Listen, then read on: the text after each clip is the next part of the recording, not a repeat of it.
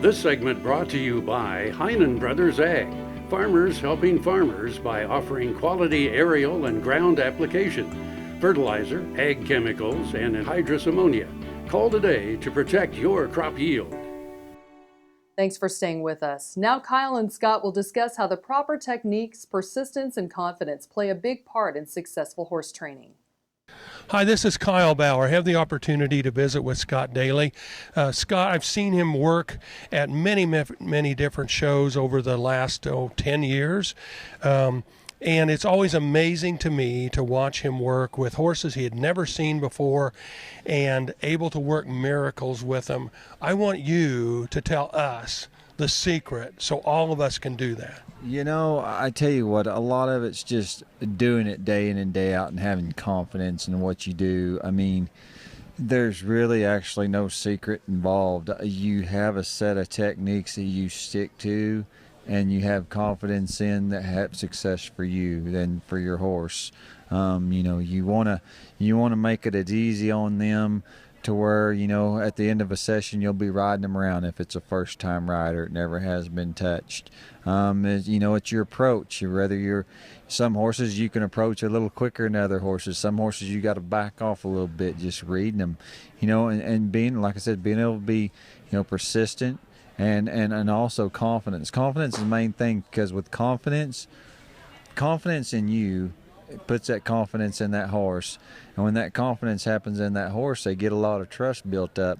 And once they get to where they got some confidence and trust in you, they're just going around and thinking, hey, this guy ain't hurt me, so why would I not, not trust him? Why wouldn't I want to be willing to get along with him?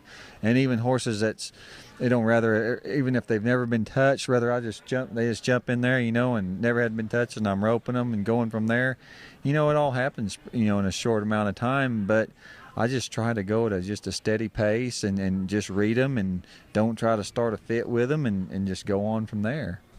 Truly, though, you've mentioned reading the horse, and I don't think a lot of people do understand that. As you were mentioning that, yeah. I thought about some of the biggest mistakes that I had made with my horses, and as I thought back on it, right. I should have known right.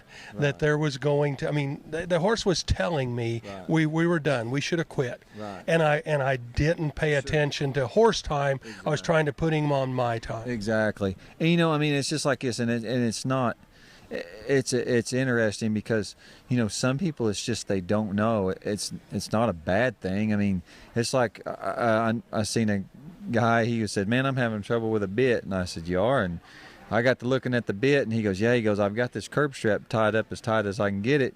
And I said, really? And I looked at it as a snaffle bit, a shank snaffle bit, and where you actually put the curb strap, he had it down there where you put the reins. And I'm just like, there's your problem, and he goes, oh, that seems, and I was like, he just didn't know. It wasn't that he's dumb. Anything, shape, or form, when people do stuff like that, it does not mean that they're dumb. It's not a dumb thing. It's just not knowing. It happens. It's part of it. Heck, I make mistakes just like everybody else. It's like I was working on my truck the other day, and boy, don't even get me started on that, because I am not no mechanic. That's why I train horses for a living. and my friend, he was kind of laughing at me, and he was like, well, you ain't no good at mechanicking. And I was like, no. He goes, you need to stick with them horses. I said, exactly right. In a nutshell, that's just how it is, and makes me feel silly doing that, same as it does people working with some of their horses. We're visiting with Scott Daly, horse trainer. This is Kyle Bauer reporting. Thanks, Kyle. After the break, we'll learn why U.S. beef producers are stressing the importance of swift approval of the Trans-Pacific Partnership legislation. That's coming up next. Stay with us.